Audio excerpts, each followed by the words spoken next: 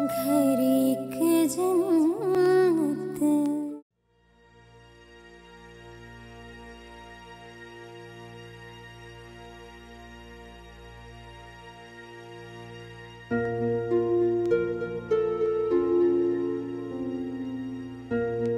पता नहीं किसकी नजर लग गई है इस घर को।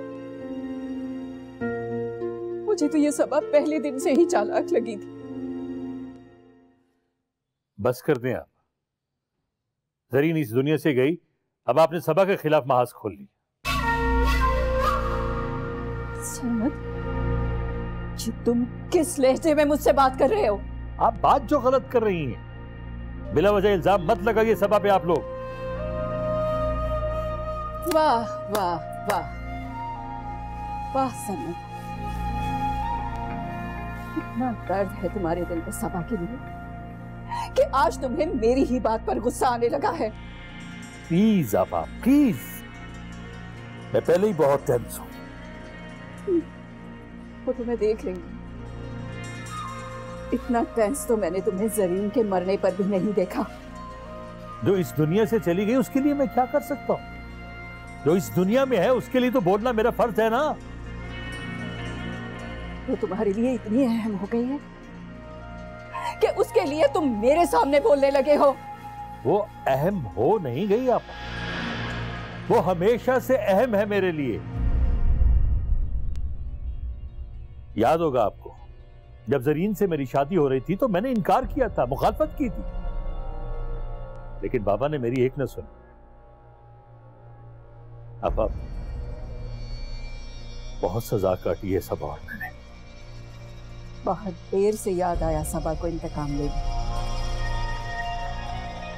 वो इंतकाम नहीं ले, अगर वो इंतकाम लेना चाहती तो जरीन की जिंदगी में इस घर में कदम रखती। जो भी है, अगर इस घर को बचाना चाहते हो सरमद, सबा का ख्याल दिल से निकाल दो।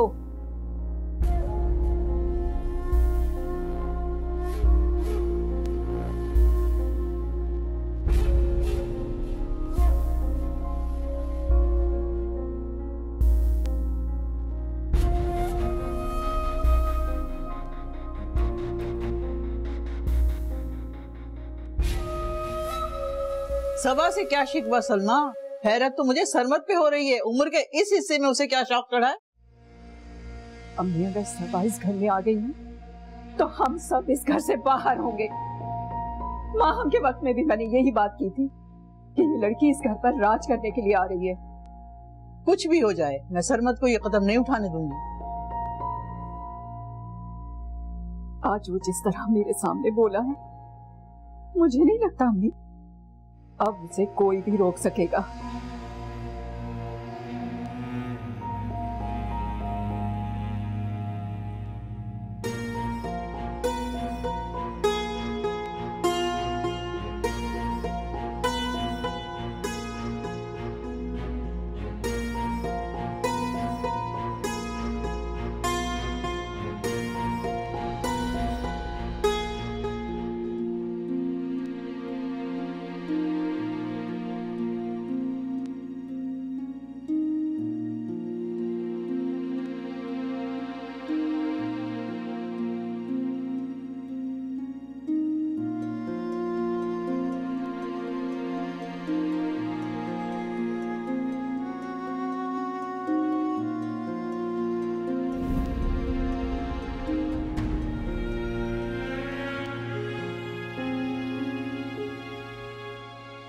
अब कैसी तबीयत है?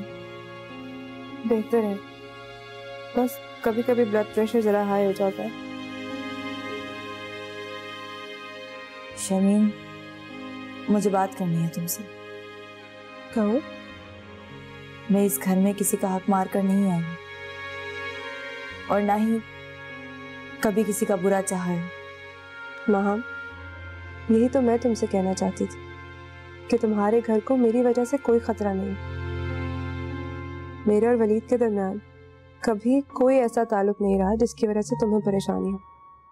मुझे अंदाजा है शर्मीन, और यकीन जानो ऐसा कोई खौफ भी नहीं है मुझे। तुम्हें खौफ होगा भी क्यों? अपने कदम जमाने के लिए तुमने जो रास्ता चुना है ना, उससे हम सब हैरान रह गए। सारा प्लीज मुझे इल्जाम मत दो। मैं तुम्हारी बदगुमानियों की वजह अब जान पाई हूँ, पहले मुझे कुछ अंदाजा नहीं था। मैंने खुद तुम्हें अपनी मामा के साथ प्लान बनाते हुए सुना है। नहीं सारा, तुम्हें वही गलतफहमी हुई है जो वलीद को है। मुझे कोई गलतफहमी नहीं है। पहले मैं समझी थी तुम अपनी निदामत की वजह से इस घर से चली गई, मगर मुझे अंदाजा नहीं था कि तुम अपने नए मंसूबे के साथ जल्दी वापस आ जाओगी। बस कर दो सारा, बहुत हो गया। जब मैंने कोई जुर्म किया ही नहीं तो जरूरी नहीं है कि मैं हर बात बर्दाश्त करूं। खुदा के लिए बस कर दो तुम दोनों। पहले कम परेशानी है सारा घर में। बर्दाश्त तो तुम्हें करना ही होगा माँ, क्योंकि जो कुछ तुमने किया है ना, सोसाइटी काबिल तारीफ नहीं कह सकती। आई डोंट केयर सारा। क्या हो रहा है इस घर में? क्यों लड़ रहे हो तुम लोग आपस में?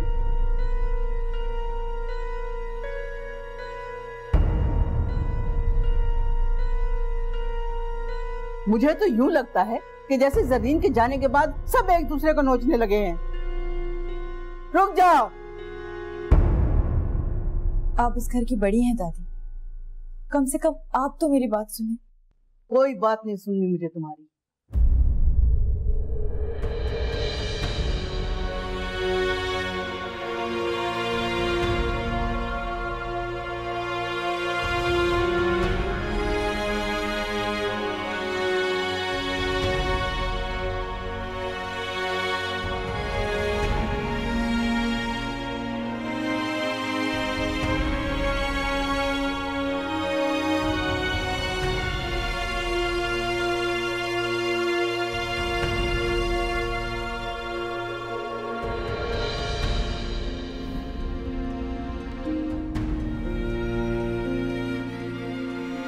वलीद, आपका क्या ख्याल है? मुझे अभी भी आपसे ताल्लुक रखना चाहिए? हाँ, इसलिए कि जिसे बेटी दी जाती है उससे सारी जिंदगी ताल्लुक कायम रहता है। मुझसे ताल्लुक और मेरे बाप से इश्क का ताल्लुक। अपनी जबान को लगाम दो।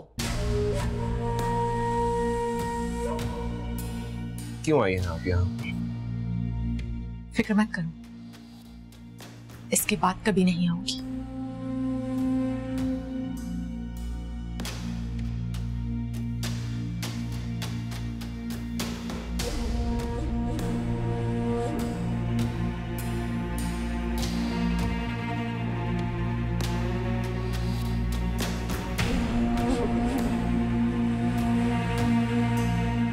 आपको यहाँ नहीं आना चाहिए था।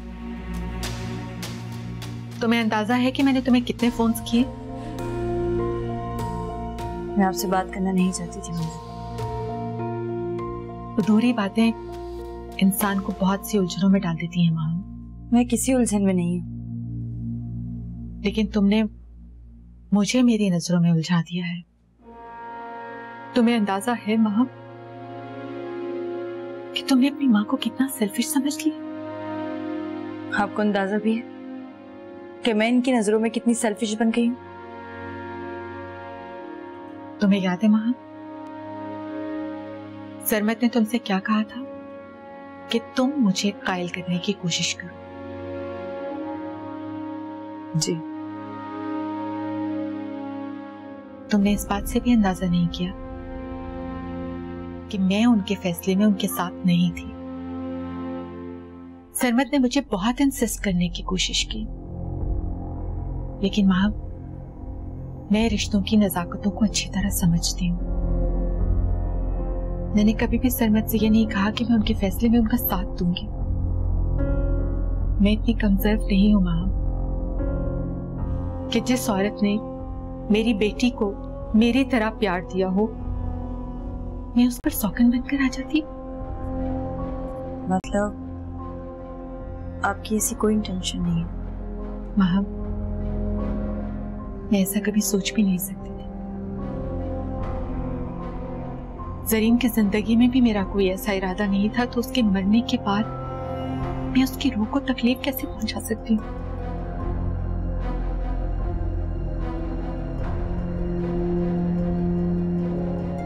मुझे इससे कोई फर्क नहीं पड़ता कि सब लोग मेरे बारे में क्या सोचते हैं। लेकिन अपना दिल मेरी तरफ से साफ कर।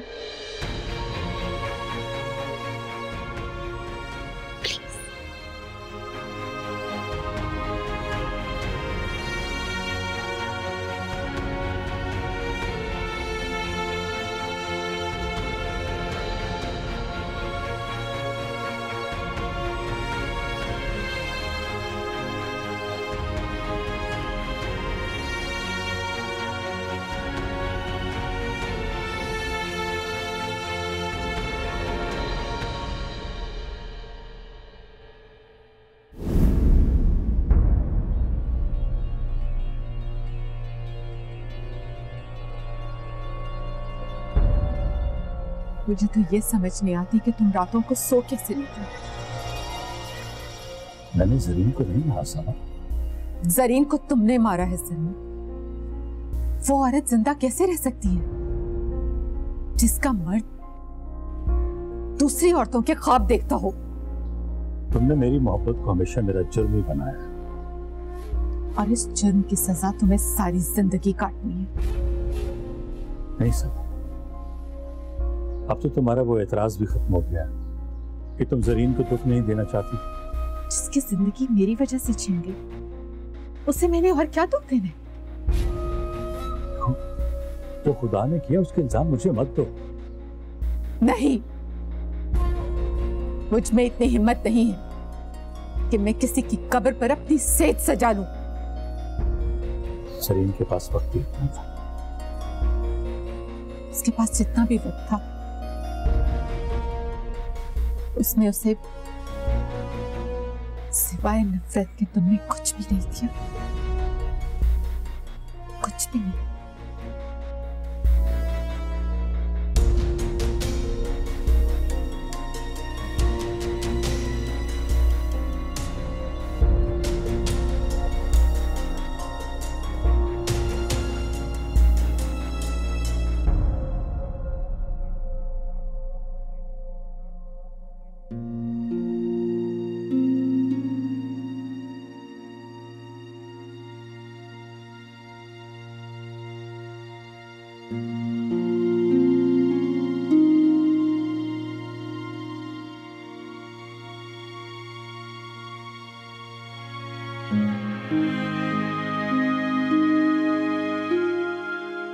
सॉरी मोहम्मद, मैंने तुम्हें गलत समझा।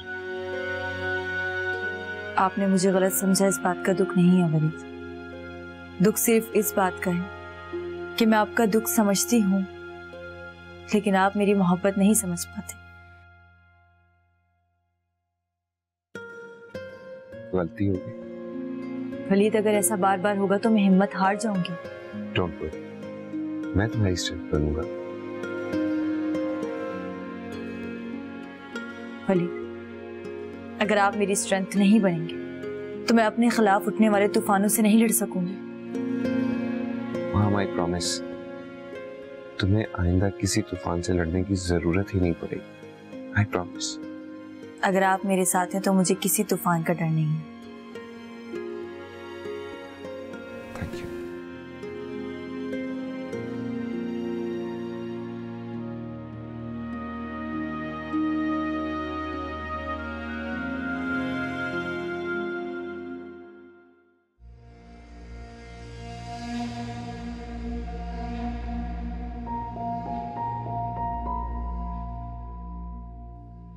आइए ना, आप रुक क्यों गए?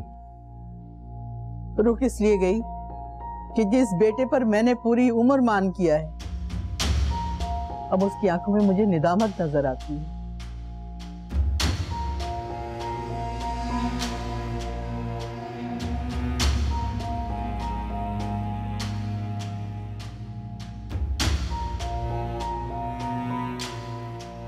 नहीं अम्मा, मुझे किसी बात पर कोई निदामत नहीं। आप तो माँ है, आप तो समझे। सब समझती हूँ मैं बात को। सबा ही है ना जिसकी खातिर तुम बाप के सामने सालों पहले खड़े हो गए थे? जी हाँ, और आपको ये भी याद होगा मैं बाबा की जिद के आगे मजबूर हो गया। जब मजबूर हो ही गए थे तो इस मोहब्बत को भूल चुके होते। न भूलते हुए भी ऐसा कौन सा फर्ज है जिसे अदा करने में मैंने गफलत करती हूँ? जब तुम्हें पता था कि माँ हम सबा की बेटी है तो तुम्हें वलीद की शादी वहां करनी ही नहीं चाहिए थी। वलीद की शादी का मेरे और सबा के मामले से कोई ताल्लुक नहीं। ये तो तुम कह रहे हो ना। क्या आप मेरे कहे कि कोई अहमियत नहीं? सबा ने माँ हमको इस्तेमाल करके कितनी होशियारी से इस घर में जगह बना ली और तुम ऐसे बेवकूफ कि उसकी चाल को समझ ही नहीं सके। अम्मा, आप सब लोग सबा को गलत क्यों समझ रहे हैं? मेरे इतने इसरार के बावजूद भी वो मुझसे शादी नहीं करना चाहती। गैरत वाली होगी तो करेगी भी नहीं।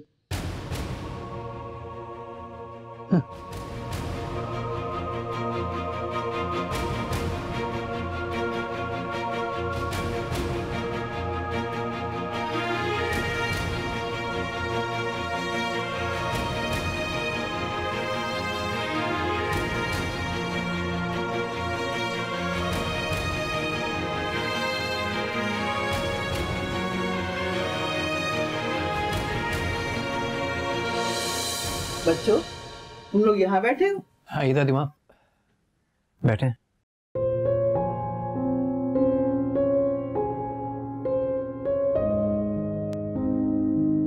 दादी माँ, हमें बुला लिया होता। मैंने सोचा कि कहीं तुम भी मुझसे नाराज ना हो। मैंने अपनी माँ से बहुत कुछ सीखा दादी माँ। मैं उनसे कहा करता था कि आप सबकी बातें कैसे बर्दाश्त कर लेती, तो वो कहा करती थी करनी पड़ती, रिश्ते बचाने के लिए सर को झुकाना पड़ता है। मुझे तो ऐसा लगता है जैसे इन दिनों में सब इस घर में एक दूसरे के लिए अजनबी हो गए हैं। इस घर को तो जोड़कर रखने वाली जरीन मवानी थी। मामू को फुर्सत ही कहाँ थी अपने कामों से। ठीक कह रही हो सारा। काश ये एतराफ मामा ने भी सुना होता। बेटा, मुझे अंदाजा है कि सरमद अच्छा नहीं कर रहा, लेकिन अगर हम सब लोग मिलकर उससे समझाएंगे तो वो अपने इस इरादे से बाज आ जाएगा। मेरी माँ तो फिर भी वापस नहीं आएगी तब। मैं सारा को यहाँ से लेकर चला जाऊंगा। मुझे इन बेमुरवत लोगों में नहीं रहना।